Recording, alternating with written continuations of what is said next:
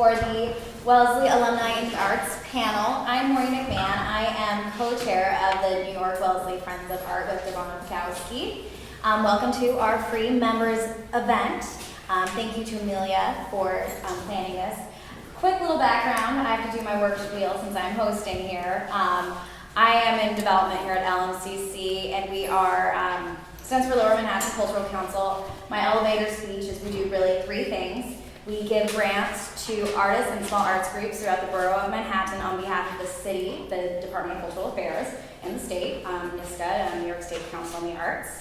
We also have artist residency programs where we give studio space to artists. We have a long-term space program, which is 9 months for visual artists and writers, and it's actually upstairs in this building right now. And then we also have a shorter-term project-based program that's mostly performing artists. We have a space on Governor's Island, in addition to our space upstairs. We also work in bank vaults on Wall Street. We're kind of all over the place. We rely on borrowed space. We don't own any of our residency spaces, so it's a really interesting program where we partner with real estate entities to borrow space that's vacant. And then the last kind of project that we do is our cultural programs. We just took over the River to River Festival this last year, and we were always a part of it, but that's now under our umbrella.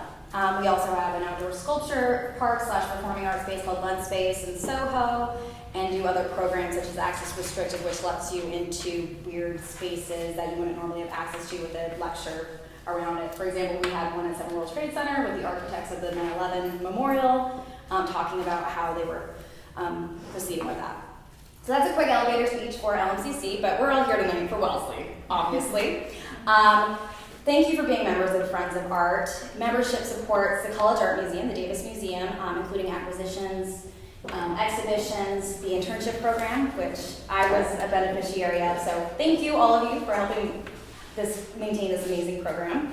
And I'm going to turn it on to Amelia. So we had the idea to start a panel and really hear about all the things that wonderful Wellesley women are doing in the art world. I hope this is the first of many. And I'm going to do a very brief introduction. I wanted to write out all their accomplishments. You can read it, but I don't want to waste time, just reading it to you.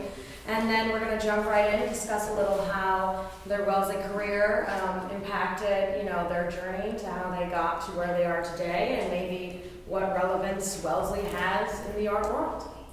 So, quickly, Judy Hecker is a curator of prints at MoMA. And Molly Ambler is VP Big Deal something or other at Sotheby's, Impressionist and Modern.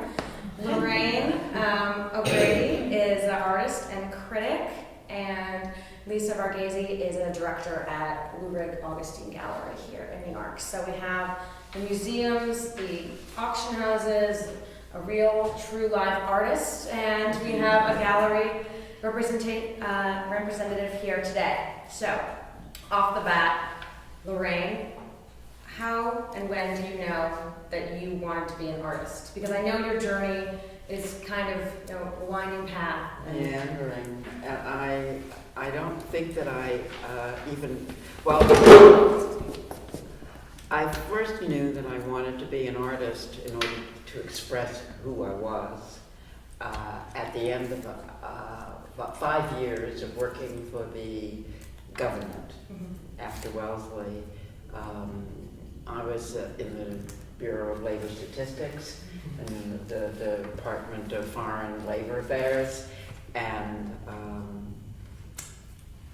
at a certain point I said, this is not me. And you majored in economics, right? Oh yes, I majored in economics because I had to switch from what I was thinking of as my major, Spanish literature, right, which might have led me to becoming an artist sooner.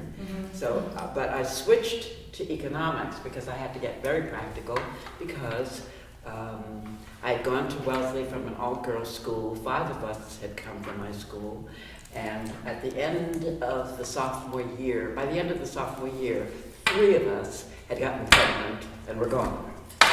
And I was one of the 3. So I did come back to Wellesley within a year or so, and finished 56 rather than 55. But Wellesley was a very different place at that time, And because I had gotten married and had a child, they took away my scholarship. And I had to live off campus, and that was sort of like the sign to me that I had to get practical. But did you study art at all? Not there. I had started. Art history or fine? I started at Wellesley when I was going to be a major in Spanish literature. I was auditing art history courses. Right. But when I came back after having the baby, I felt I had to change my major completely, and I majored in economics in order to be able to assure myself that I would have a job after leaving. And because I was starting that major late, I couldn't take a lot of extra courses, and so I didn't keep going on with the art and auditing it. I have to say that my decision to go to Wellesley was based on purely aesthetic terms. The campus. So as lovers of the arts, do we all agree that's why we picked Wellesley? Is that part of it? Yes, I had to tell you something. I had my interview at about 4 o'clock in the afternoon in November. And I remember looking out over, Dean McPherson was the Dean of Admissions, and I remember looking out over her shoulder at the window behind her and seeing this light. It was just the most, her office was at the top of Green Hall, and the light was so amazing. And it was like after that, at Wellesley, in a course of English, I read Emily Dickinson's poem, A Certain Slant of Light. Yeah, And that was what it was. And that was what made me choose Wellesley over every other place. And Molly, you were an English literature major, correct? So that's why you nominated that poem, of course. And I chose Wellesley based on a middle of the night swinging on Severance Green with moonlight during my visit. I stayed with 2 students who hated Wellesley and were desperate to transfer, and I don't know why they volunteered to have. So I could stay with you, try to talk you out of it. We didn't get into Princeton, but we're going to try again. I said, how are you 2 in a rooming together, A? And B, what are you doing with me here? You hate it here. So I went out for the midnight swing and found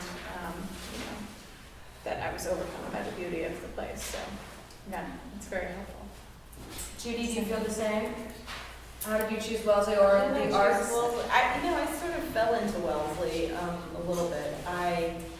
My senior year in high school, I went to public high school in Stamford, Connecticut. They didn't have any art history, and the fine art classes weren't terribly sophisticated, so I didn't really take much. But I had a mother who volunteered for the Whitney branch in Stanford and such. And growing up was always taken into the city to museums, and usually against my better desires. I don't want to go to the Met again, but clearly something seeped in. But so I ended up writing a paper my senior year for my English teacher that also brought in. It was on the theme of loneliness. I can't even remember the other. It was a short story writer, and I brought in the work of Edward Hopper. And she thought this was like the greatest thing in the world that I, paired an artist and a writer, and it was, it was great. I loved writing about the work. Anyway, so then, as a result of this very unique paper, I got the Wellesley College Book Award. Oh,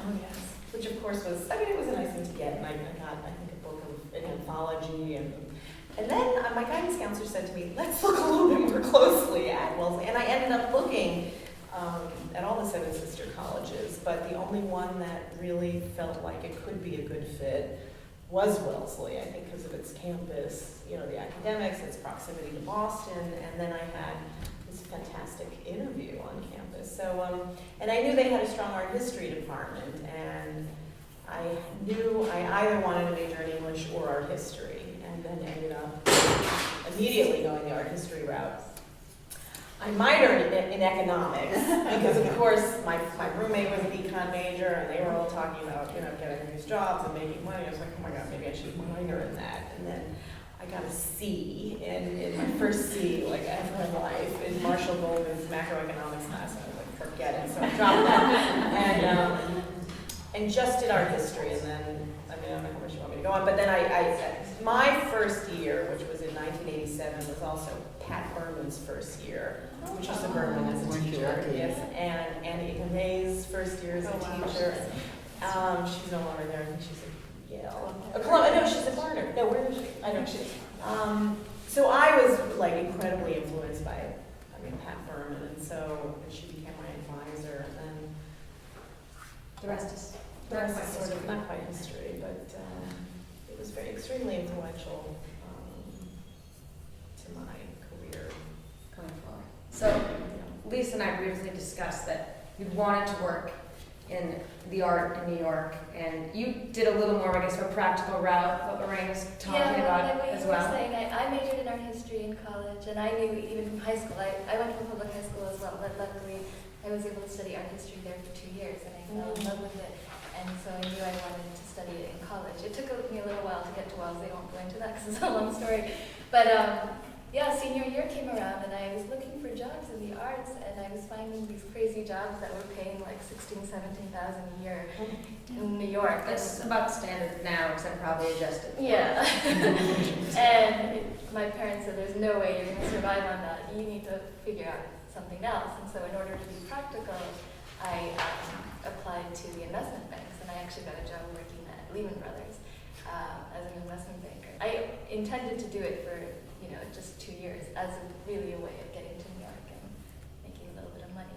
But I didn't end up lasting 2 years. I think once I got to New York, the thing you hear about investment banking is that you work 80 to 100 hours a week, and it's true. And I remember, you work all these crazy hours and you get sent home in these cars, and I'm thinking, like, this is all I'm seeing of New York is outside of these cars, and I'm not getting to go to, the museums and the galleries and all the reasons I came to New York, to live. And So Lorraine, you moved to New York for the art scene as well. Yes. Well, as I said, I really realized that I just couldn't survive in this world of political science and economics that I was living in with the government in Washington.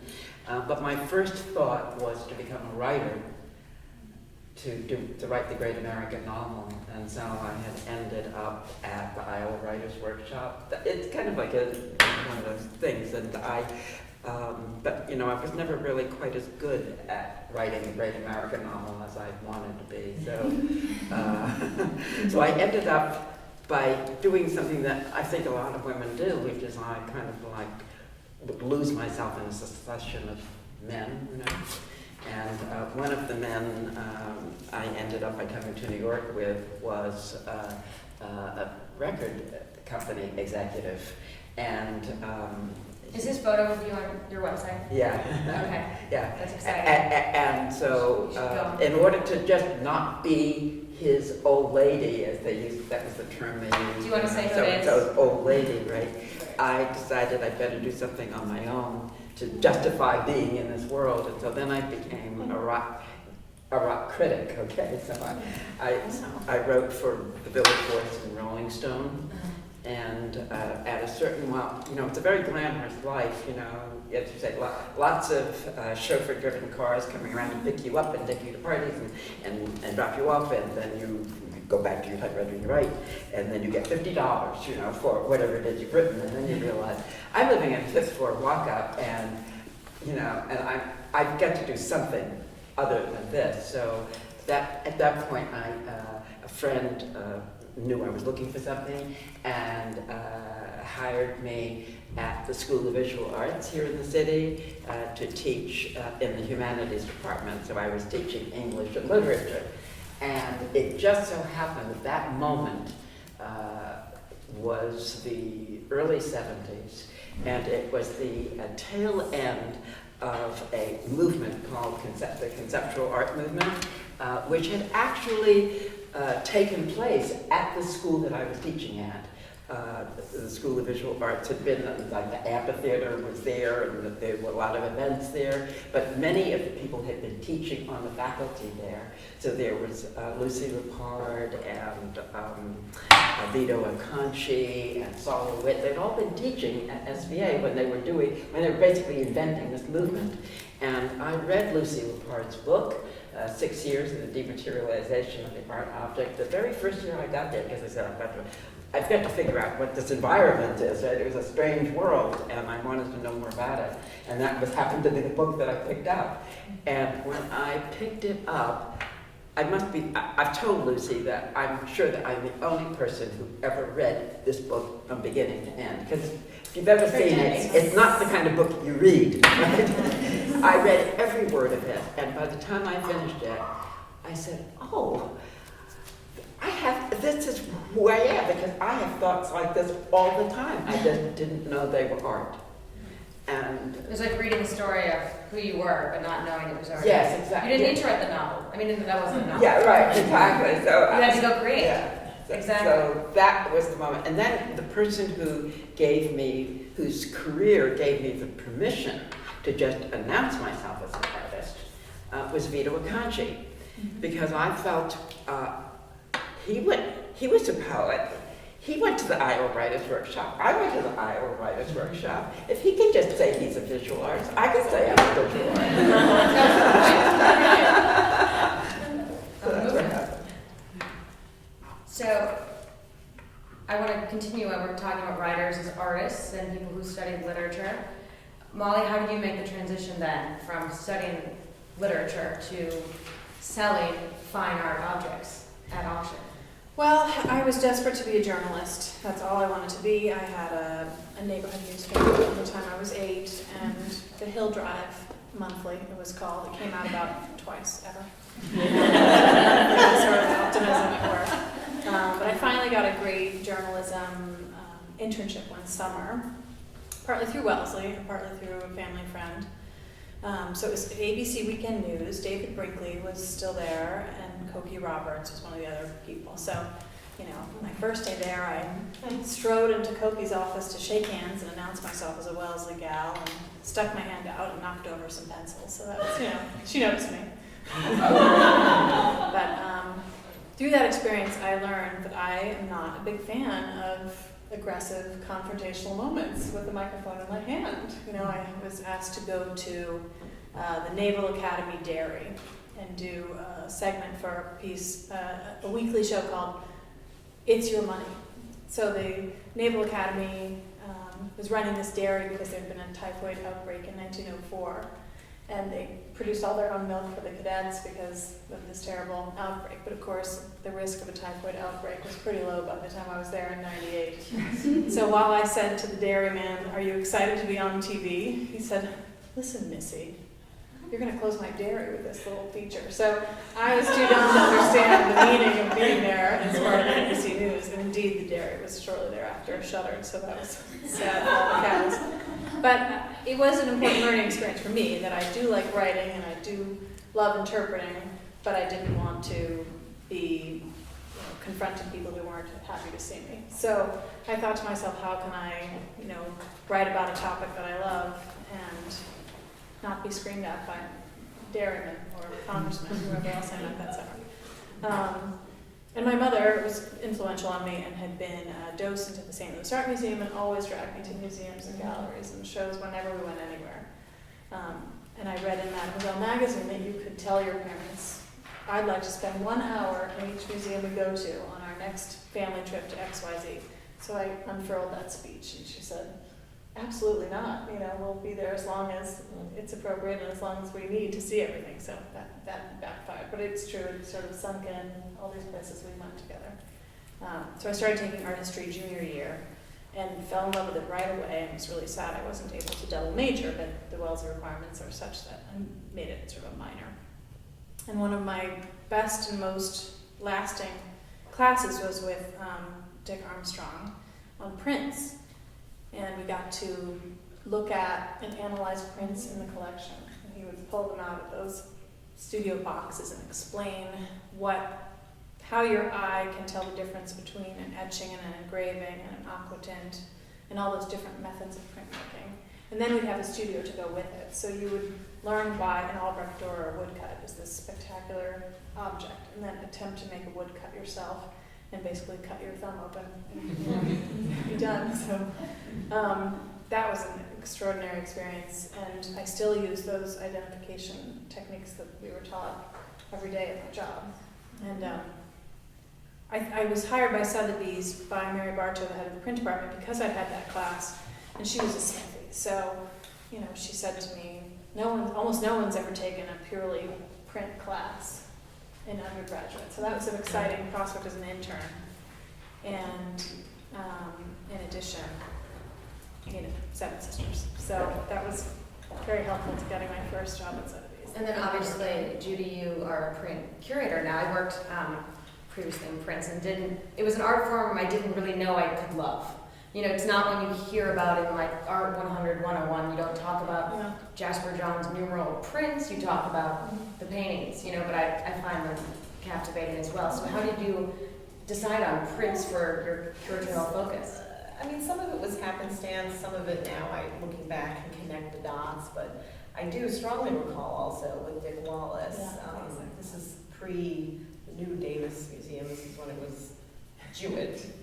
That dates me, but I guess you already know my age from that. But the handout. But we would go in there and he would pull out works on paper, and that was very impressive. And I actually did fall into it, although again, looking back, my parents who schlepped me to all these museums also schlepped me in the 70s and 80s to the galleries on 57th Street, AAA, and they bought prints because they were affordable. You could actually buy a Jasper Johns print back then, and, you know. So I grew up with them, and was always, so there was an awareness, and I think, you know, the techniques are very, very complicated and confusing, and so I never quite got a grip on it until I really started working in the field. But there was something about a kind of intimacy and immediacy and the line work and often the lack of color, and that, you know, drew you in a way. And then in college and in graduate school, I didn't go.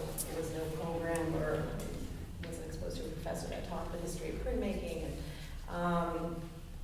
But after I graduated, before I went back to graduate school, I took quite a long hiatus between when I graduated Wellesley and when I went back to graduate school. And I absolutely encourage anyone who's thinking of going to graduate school to take some time off.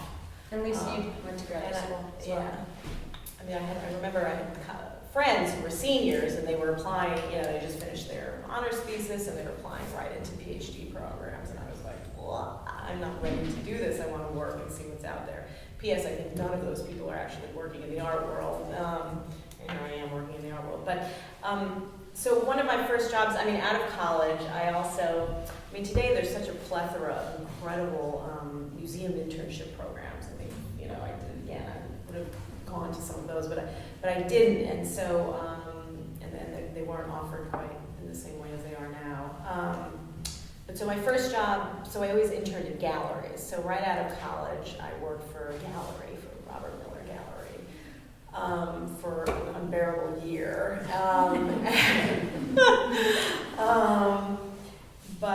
And then from there, I went to the Whitney Museum. It was great because I was meeting all these artists, Louise Bourgeois, Jack Mitchell, and Robert Greene, and touching objects and all that stuff. But I was less interested in the selling aspect than I was in the other side of it, where you would see curators like Lisa Phillips come in and, you know, and others, and borrow things and buy things. And I was like, I don't want to do that. So I did get a job at the Whitney, which at the time, and I don't know if it's still the case, but you didn't have to have an advanced degree to have a kind of substantive job. So that's where my first job was, as a curatorial assistant, which is a little admin assistant, research assistant, and curatorial assistant. One of the people who I ultimately worked for is David Keel, who's still the print curator there. He came there from the Met, and he really taught me how to catalog, how to appreciate, and so that's where it sort of built. And I went back to graduate school and didn't, I went just for my master's thesis on printmaking, actually, but then there was an opening in Momo's Department of Prints and Illustrated And it Books. seemed to be fate. And it fit, so it all sort of added up.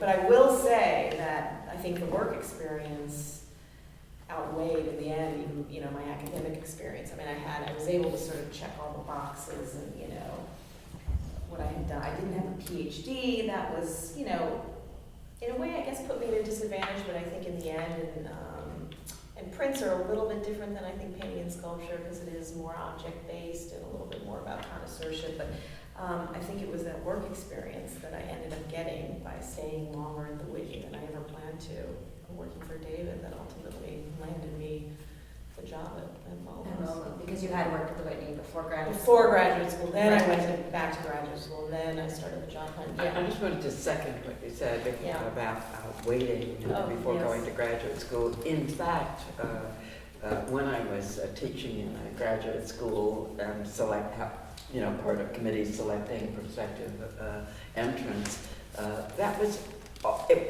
always a consideration, and invariably the students who had been out longer were those that were admitted. Very few students were admitted directly from undergraduate, just because it took, the graduate school is not the point at which to find out who you are, to develop who you are. And so there needs to be a period in which you do discover who you are, particularly as an artist, where the source of your art is. Yes. And so always those applicants did work better. And Lisa, you worked at a gallery Yeah. before you went back. Yeah, and I would second that as well. I think having some work experience and then going back to school, when you're in graduate school, being in class feels like such a privilege. Like the fact that suddenly now your job is to just learn and take in everything that you're surrounded by and go see shows and read and just learn. That just seems like an incredible privilege. So I would totally agree with that. I think it makes a lot of sense to take time off. And then in my case too, at the time I was working for a gallery that specialized in contemporary Indian art, and I had been there for a couple of years, and after some time I realized that wasn't necessarily a field I wanted to focus on. I wanted to sort of branch out and learn about contemporary art in an international level. So I thought at that point going back to graduate school for me made sense. So I went to the Courtauld Institute in London and got my master's there. I wanted to ask another question about prints, and I was having a conversation with someone about contemporary artists and how a lot of them now, and then most artists who are printmakers as well, are not solely working in the printmaking medium. I mean, most artists work in a variety of mediums. Do you find that the artists you're representing now, contemporaries, want to be working in this variety of mediums, or really just see themselves as sculptors or painters, or are they also printmakers and mixed media? I find that the use of technology in art is really interesting. Yeah, that's a good question, and I think I could borrow from what you the biographies you wrote here, where you're describing Lorraine, and you say the idea tends to come first, and then the medium is employed to best execute it. And I think that would be true for a lot of our artists. They work across disciplines, and so they work with film, with photography, with painting, with sculpture. It's interesting. A lot of the painters definitely do a lot of printmaking. I think for them, they really enjoy that process. As you were saying, the immediacy that can come with that, the different techniques that are employed. So, yeah, I think that's one of the best things about my job is that all the artists are so diverse in their practice. Getting to see that. Great. And Molly, do you find that obviously Impressionist and Modern is a little more of a known entity, but I mean, are there surprises that you encounter all the time in terms of an artist's work? Do you think you know everything, and then you find this one painting that completely changes what you thought about them? Yeah, I think one of the advantages of working in an auction house is the volume is very high. We're asked to do appraisals and evaluations every day, and so we end up seeing a huge range of objects and a huge volume of them. So I must value, 10,000 works a year or something almost ridiculous. And we sell, just from the New York sales, about, say, 700 or 800 works per year, just in the New York sale. And then I'm also traveling to London and Paris for those sales and advising clients. And just being exposed to that kind of, as I say, just a huge volume of works does give you a broader picture of an artist's career.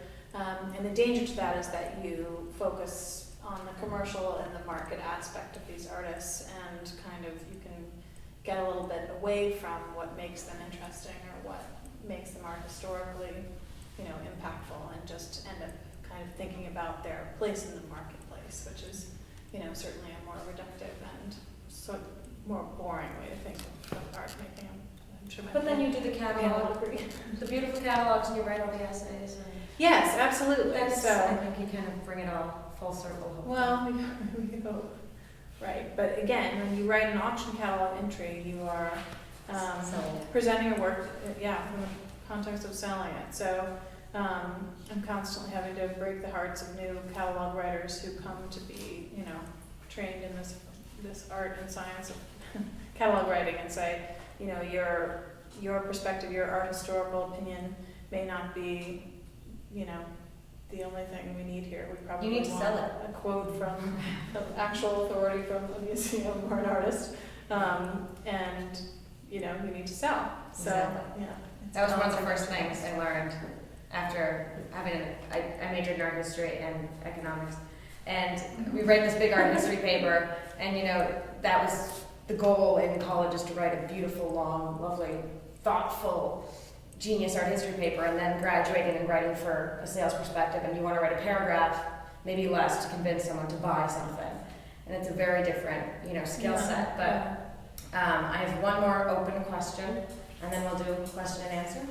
And that was a great lead-in, because the question is, do you feel that currently, your Wellesley education, as varied as it was, really prepared you for your everyday challenges you find in your different roles within the art world? Well, if you're with that to me. Anyone? You take it, Lorraine. We'll leave this way. I basically, I had gone to a 6-year classical school before I went to Wellesley, all girls too, and then Wellesley was Wellesley. And it was a rigorous education which I will never ever regret having. However, to be very honest, the process of becoming an artist was a matter, in some ways, of dismantling that education, dismantling the categories and the ways of organizing perception and understanding and information. And in order to become an artist, I had to strip away everything that Latin school and Wellesley had taught me. You have to be But the- vulnerable. But it's not to say that I'm not totally indebted to everything that I learned. Yeah, I mean, in some ways, that's also has to do with the context and the decade in which you were educated. I mean, I think I tried to get a sense of what the course offerings are now, and I don't know. Some of the younger grads would have to speak to it, but they seem to offer a more diverse array of mediums, but I don't know. I mean, I don't think that Wellesley could have been called a very artistic campus during the period that I was there. I wouldn't bless it with that. Many other things, but not that. It was that movie that was made with that's Mona Lisa. That was exactly the moment that I was there, with exactly those clothes and exactly those slides being projected onto the wall, right? It was an era where things were very put in their place in very tidy little boxes, and things did not move from one box to the other without penalties. There were many penalties to be paid for moving one box to the other, whereas now the exact opposite is the case. Yes. And I am sure that has not. It's not. And I'm sure that what's happened is that it's moved from the world back into Wellesley. It didn't. It was not an idea that originated with Wellesley that you should be able to move back and forth. But Wellesley is alive. Wellesley is a world that is not separate from the rest of the world. And the most wonderful thing about Wellesley is the openness that it's responded, with which it's responded to changes in the world. And so, I don't want to sit here sounding as if I've rejected Wellesley in any way. It's not that. It's that I've had to take Wellesley and use Wellesley, but not only be Wellesley. Because I was at Wellesley in the late 80s and early 90s, and I found the curriculum to be very progressive. I don't know so much about fine art at the time. I don't know if they had, to what extent it was sort of open, but I remember taking courses with Margaret Carroll and Pat Berman, and there was one on gender and identity, and she opened up the first course with like, a juxtaposition of like Titian's Leave It in the Swan and then the Madonna video, like the version where she's riding a swan, and it was all, and it just like blew it open for me, and I was like, this is great. And it was sort of like the beginning of, gender studies, and well, not the beginning of it, but queer theory and all this stuff, and it was just like whatever topic you wanted to write about, you could. And so I wrote about, Robert Mapplethorpe with Michelangelo together, and homosexuality and homosocial relations in Manet's Déjeuner sur l'Orbe. It was like all this, I was just like, oh my God, they were supporting it. So it really was very eye-opening for me academically and socially. Wellesley has had its.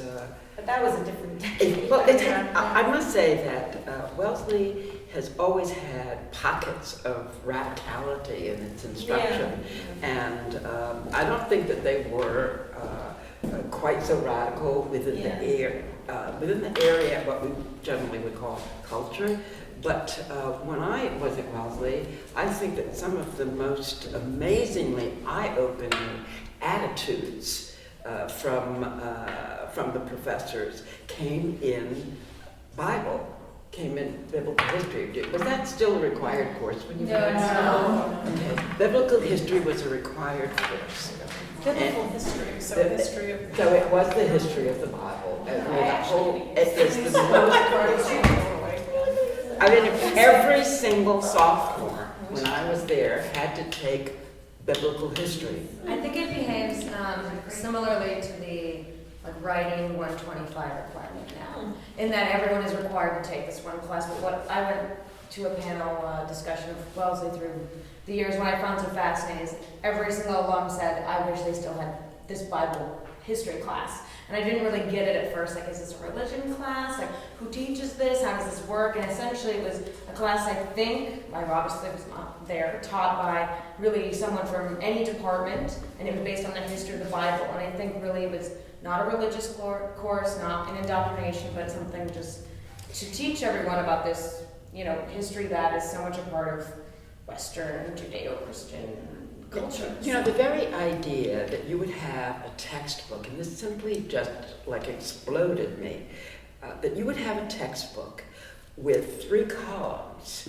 and it would be the 3 Gospels. Mm-hmm.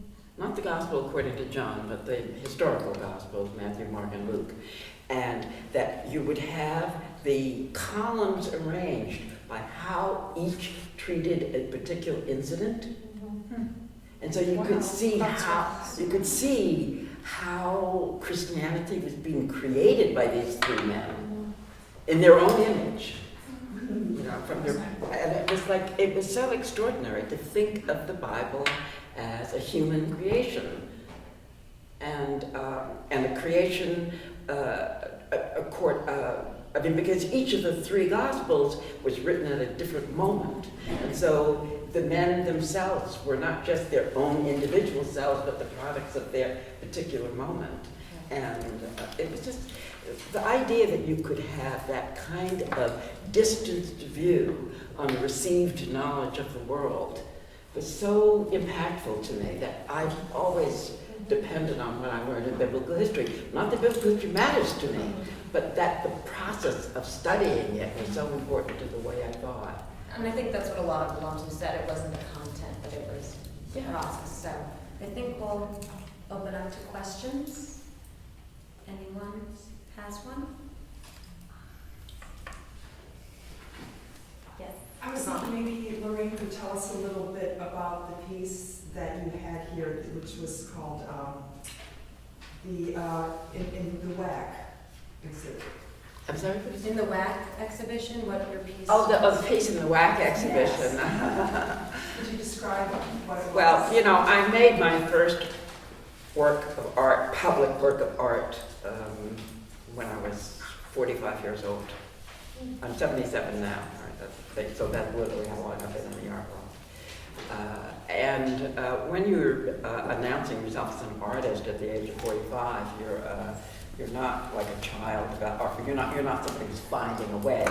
You're a fully developed person, and your mind is fully developed. So I actually, that piece is probably considered still one of my best, right? It was the first. But it was a piece in response to a situation that doesn't exist now, at least not to the same degree. It exists somewhat, which was the total segregation of the art world. And I think you probably heard the term post-black. Well, the term post-black refers to black artists who do not have to make art about being black. Okay, they don't have to make identity-based art, and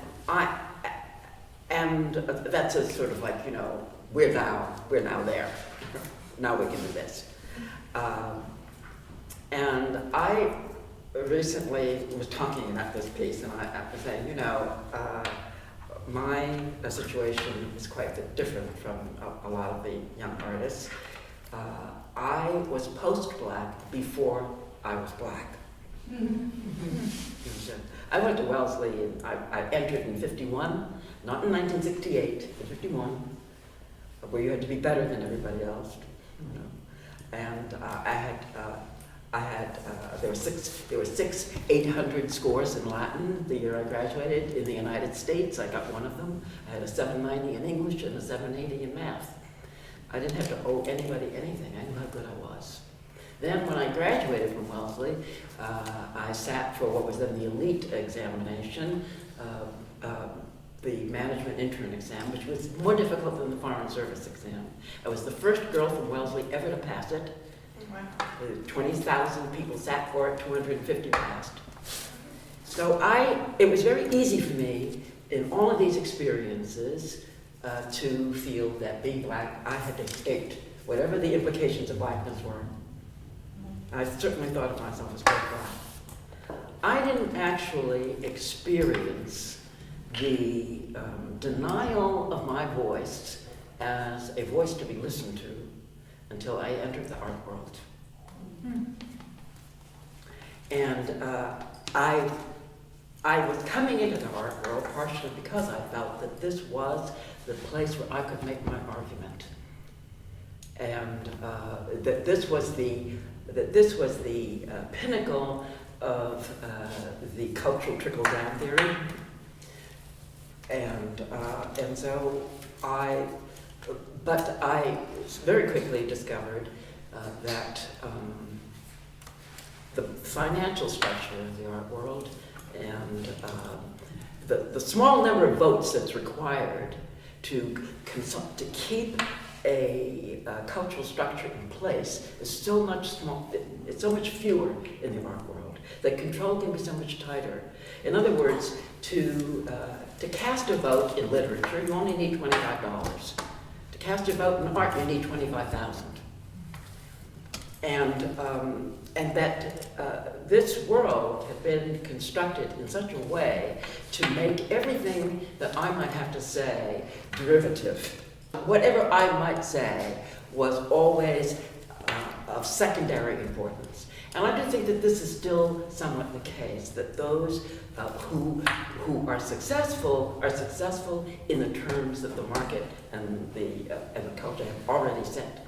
So that if you make art in a white style, then you can be admitted more easily than if you make art in a black style. I mean, I've had students who took the wrong role model, you know, like a student who began to make art like Faith Ringgold didn't get anywhere, you understand? So I'm sorry. So that piece, which was Mademoiselle Bourgeoise Noire, you know, I dressed myself.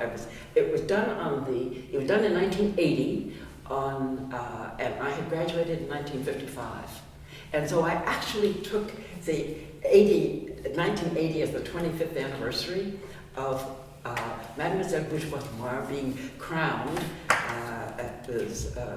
receiving an international crown in 1955, and now she was on her jubilee. And what she was doing was totally getting rid of everything that she had been in 1955. And so I dressed this character in a gown and a cape made of 180 pairs of white gloves. You know, I went to Wellesley wearing white gloves. And so these white gloves all over me. And I had a whip that I beat myself with, you know, the whip that made plantations move. And I basically intervened in these various spaces, did a guerrilla action in various spaces in which I'm saying we cannot accept the situation any longer.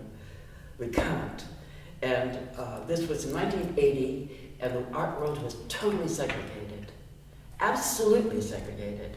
And it wasn't until 7 or 8 years later, in 1988, 89, with the first shows by David Hammons and Adrian Piper, that crossed over, because even the art world itself realized this was an untenable situation.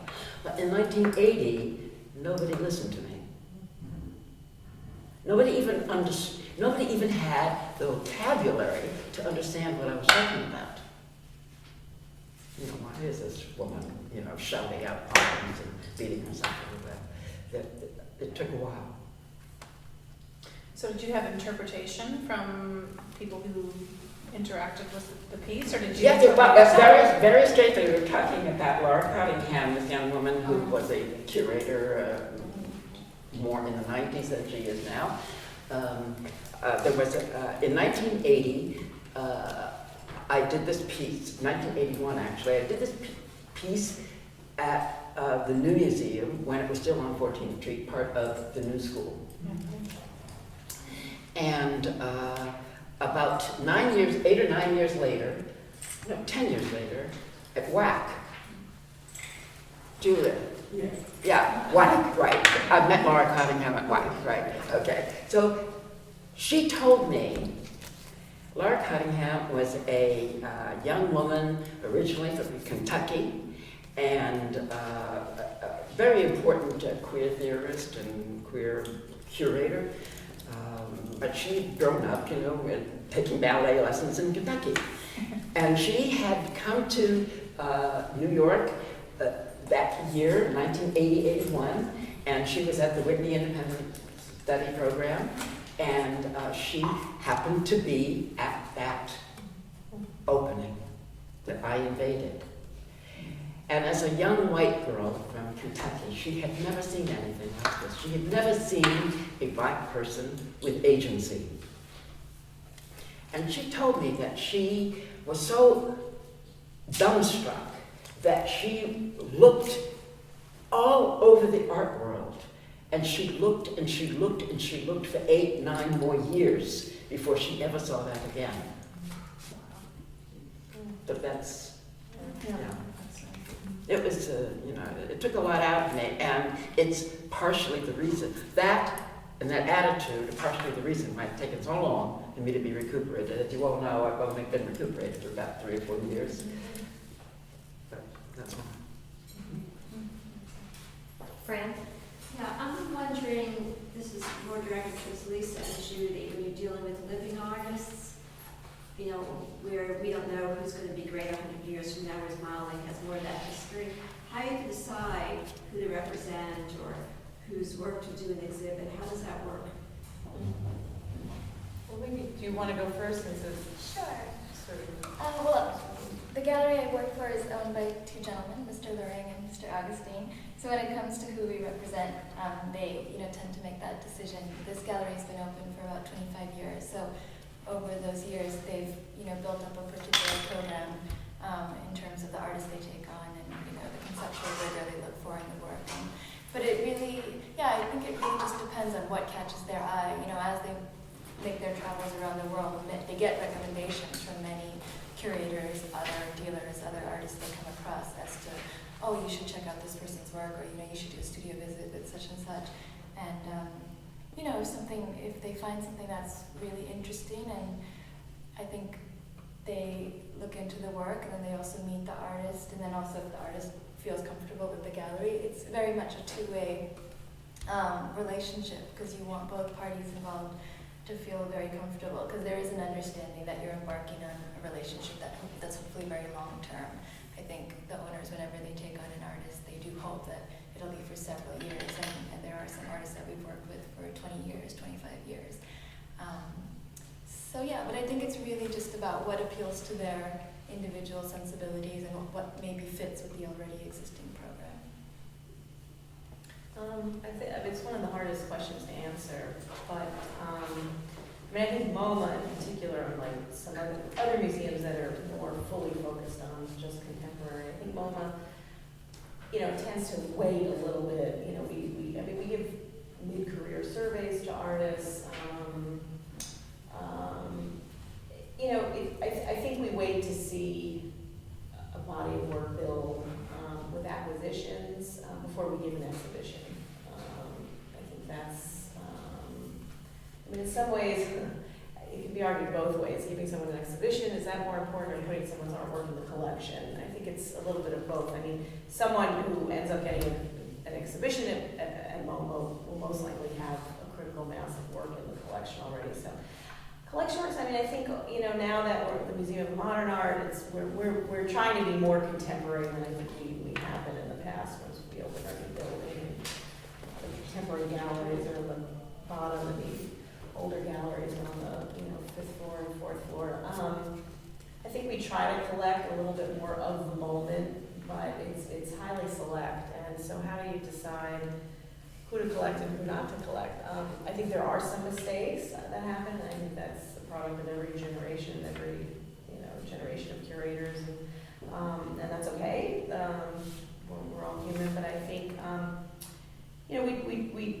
we try to find those artists that are going to have great promise, or we think will be the next great whatever. And again, how do you define that? It's the criteria are there's no easy way to define the criteria, but I think, to a large extent, we, obviously studio visits, but also going, seeing what the galleries are showing. We do rely, I don't want to say that we won't buy something unless a gallery gives it its stamp of approval, but if an artist has had, and I don't think this is actually the right way to go about doing it, and I did a show recently that went about it in a very different way, and in the print department we do that, and we can say something about that in a minute, but I think we do wait and see that there is repeated, bodies of work, and the gallery will show multiple solo exhibitions, and see that the work is going, in terms of its quality and steadfastness, is going in the right direction, and then we'll make a jump and acquire something. But the different departments in MoMA, even though we're talking about print, the boundaries among mediums are not so relevant, except in terms of practitioners. It becomes relevant because MoMA's structured around now 8 different curatorial departments. We have our own budgets, and we increasingly acquire things across departments, and we'll make an acquisition with our media department if it's a kind of interesting video project that has to do with the book, and we're in the book. So there are exceptions all over the place, but generally in the print department, we sometimes, make an acquisition quicker than the painting and sculpture department might. And historically, that's been the case from the founding of the museum. Actually, we've taken gifts in, and we've acquired things more quickly, and that obviously has to do with the nature of the work, its edition, and more democratic, the price point is different. And so, for instance, last year I did an exhibition, actually, what am I saying? It was this year, on artists from South Africa. So it was building on work that I had done on William Kentridge. And these are artists who were not known here. And these are artists that I think certainly wouldn't get in, to the painting and sculpture department today, because they have a sort of different set of, I don't want to say criteria or standards, if that implies, qualitative judgment. But we, acquire work that doesn't necessarily have the stamp of approval yet by the international art market. And that's why it makes it, for me, even though it's prints and specialized, and don't you want to be a painting and sculpture curator instead? To my mind, the answer is no, because, for a lot of reasons, but because of this reason in particular, that we tend to take some more risks, I think. It's very hard to say. I mean, I think you have to, artists in your generation now, an artist can become famous in like 20 minutes, and they're all over the internet, and then their career may die 20 minutes later. It's just such a different, it's so hard to keep pace with now, I think. There's such a plethora. But I think we do rely to an extent on other, museum exhibitions and gallery shows, and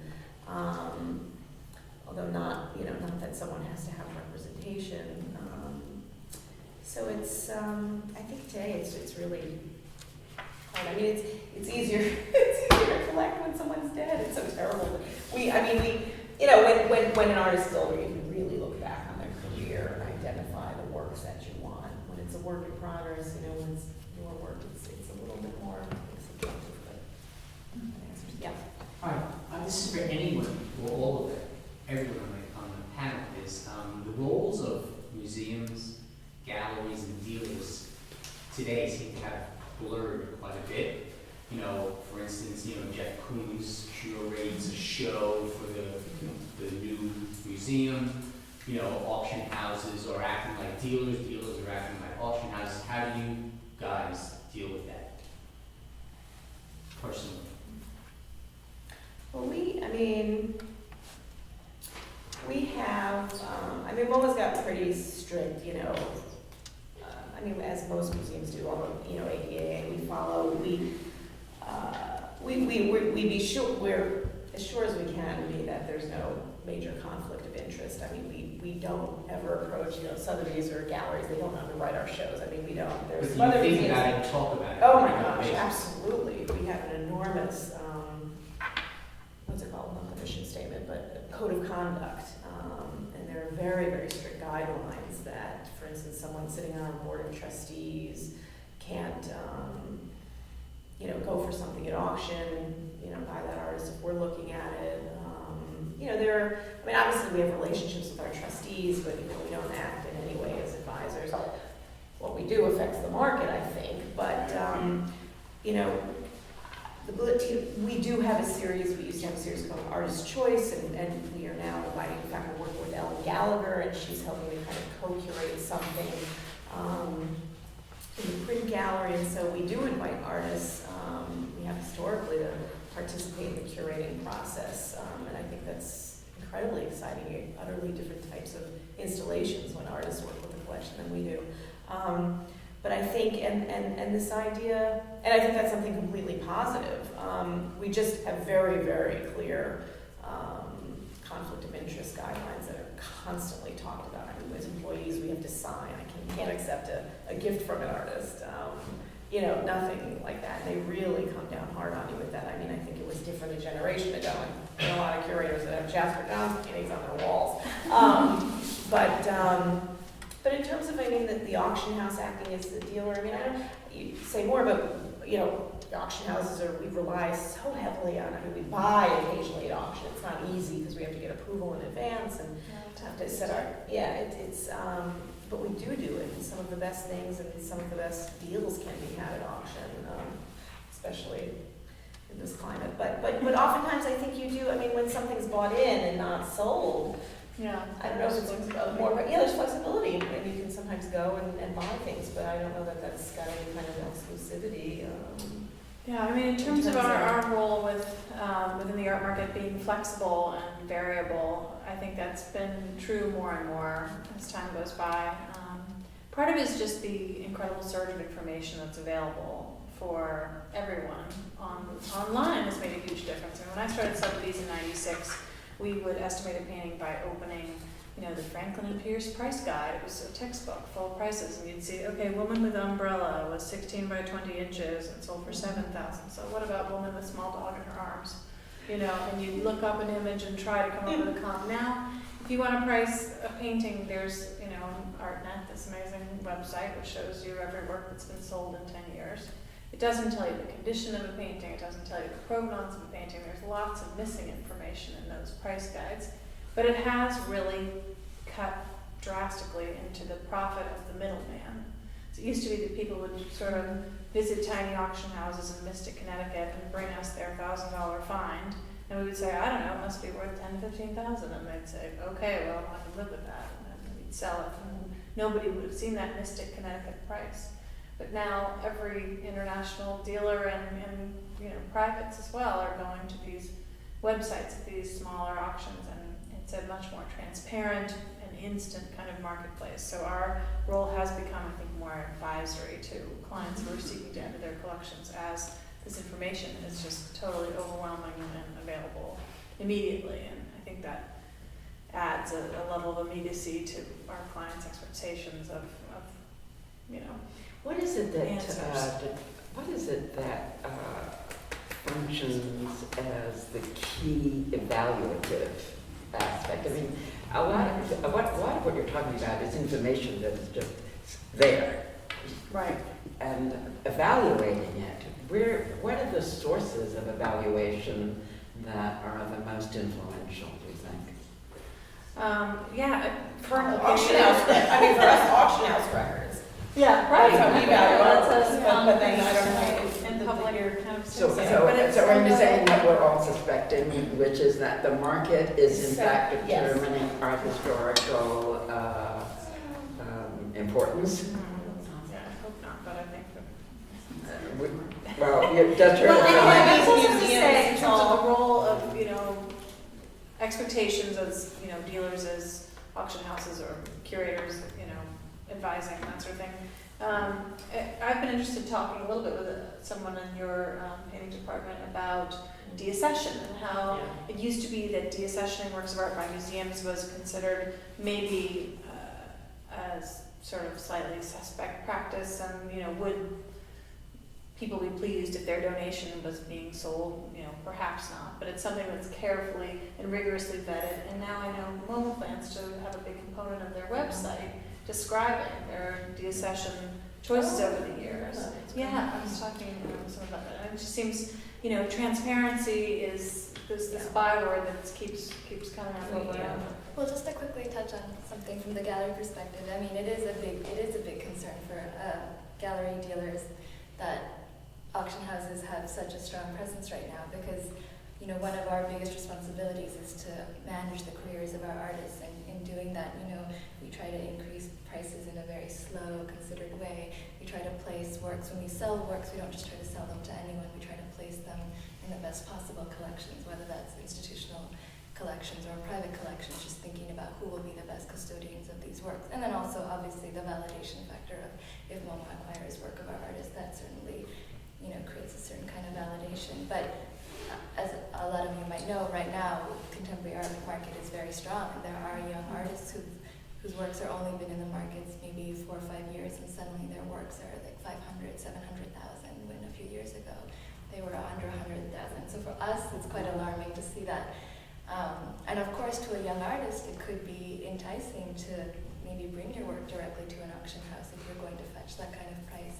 But it's a scary thing to see a market reach such levels so quickly, because it seems inevitable that it will collapse. And I think for me personally, it was interesting to work with contemporary Indian art at the time that I did, from about 2002 to 2005, because that's exactly what happened. It was like the first time Indian artists were making money off of their work. It was the first time that a market as such really existed in a very strong way. And as a result, a lot of artists actually started giving work directly to the auction houses, and their prices went up way too fast, too quickly. And now the market has kind of plateaued, and a lot of those artists are having to kind of climb back up that ladder again, and that's a tough position to be in. So, and that probably happens because, like I said, the Indian art market didn't really exist beforehand, so this was sort of a learning curve that they had to go through. But Well, I think we're probably out of time. There's one more question. I just have a quick question, which is a leading from what you just said. Would anybody mind sort of taking a temperature of what's the economy is now affecting the art world in your sphere a little bit? Because that could be in terms of what kinds of work you think will be shown, or you're showing how, let's say, the culture that we have access to now. yeah, Yeah, I have to say, strangely enough, I mean, we certainly felt it at the gallery in 2007. Definitely there was a drop-off in sales, and, you know, we had to let some stuff go. But since 2008 onwards, remarkably somehow, the art market has been very strong and very healthy, and it's a little bit bizarre to kind of hear what's happening around the general economy, and then meanwhile see that sales are so robust, and on the auction market especially as well. So I don't know, I'm not quite sure why that is. I don't know if it's because the people who have money still have money, maybe just not as much of it as they did in 07. But I will say that certainly, like, some of our younger artists whose work is more affordable, that's that much more attractive right now, you know, and we have a lot of people coming to us looking for the younger artists who might be the next big thing, because they don't want to miss that boat. Right now might not be the moment to buy the work of a mid-career artist, because maybe it's already a little bit too expensive. And then on the other hand, I will say, after 2007, the market did drop, and in a way it corrected a lot of prices that were too high, and that might have been good for museums, say, that were priced out of certain artists' market. So hopefully that was like a self-correcting feature. And very unscientifically, I would say I went to the Met 3 or 4 times in the last few years since the crash, and the exhibitions that were put on just from the permanent collection I found so extraordinary, and things that have been, you know, I don't know, underneath Central Park for many years that just aren't seen. It seemed like a time of taking stock of what's, you know, not been seen enough in permanent collections for museums. I think that was a real benefit. I mean, it's effective, you know, with giving actually lessened a great deal, but although it's gotten back up, we lost a great deal of our donor base, you know, with the first recession, but it's come back up, and Mona has this like extraordinary board of trustees that just continues to give and give and give. But we haven't, our acquisitions, I mean, the number of objects that we bring in has lessened as a kind of mandate across the board, just because we have fewer, our staff has contracted a bit, and so it's workload, but, you know, and we had a 10% budget cut across the board, and we do, I mean, the one thing that was, we, you know, are pulling from our collection much more, but we're rotating, and the works on paper galleries, we're now rotating our galleries only 2 times a year rather than 3 times a year as a cost-saving measure. On the one hand, the shows get longer and seen by more people. On the other hand, we've lost, you know, 33% of our gallery shows. So it's, but we seem to be, you know, holding fairly well. But we can't, I mean, certainly you know, it's been so hard for us to compete at auction with, you know, hedge fund money and all that stuff. So it's, we auction it for that reason. We don't buy often at auction, but we have, and we can, and we absolutely do. And deaccessioning, I mean, we do it. MoMA absolutely deaccessions. I think that, you know, some of the controversy you may have heard of was when there were museums that were deaccessioning and then using the money for operations and things, not to acquire works. There are ADA guidelines that we, AAM guidelines that we follow, whereby money that you receive from deaccessioning works of art go into acquiring other works of art, not paying the heat and electricity.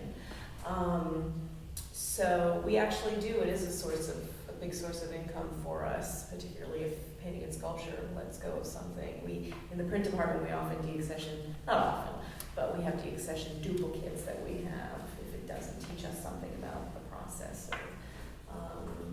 And it frees up, you know, money. So it's sort of business as usual, but it's a little bit wait and see. I mean, Yeah, careful. Business as usual.